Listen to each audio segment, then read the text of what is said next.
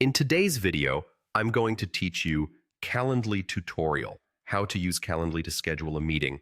5 minutes. Open your browser and head to calendly.com.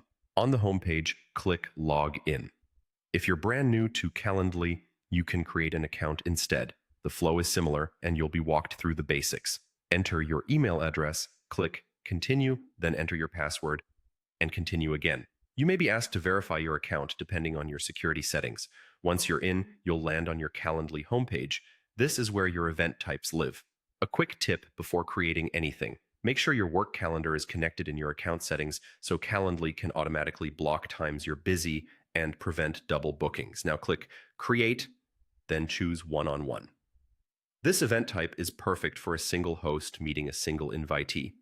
You'll be prompted to name your event. Use a clear, action-oriented title, something like intro call or project review, so guests immediately understand the purpose. You can add a helpful description here too, like what to prepare or what outcomes you aim for. Next, set the meeting duration. Pick the length that matches your agenda. Short discovery chats often work well at 15 or 30 minutes. Deeper working sessions might need 45 or 60. Choose the location. You can connect a video platform like Zoom or Google Meet, so a unique meeting link is generated automatically with each booking.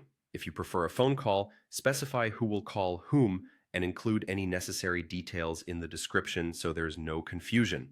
Set your availability by selecting the specific days and time windows when you're open to meet.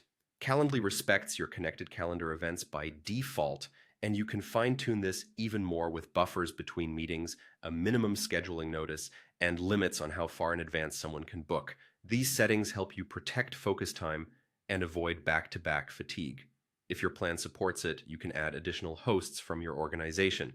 This is useful for sessions that need multiple people present, ensuring Calendly checks everyone's calendars before offering times.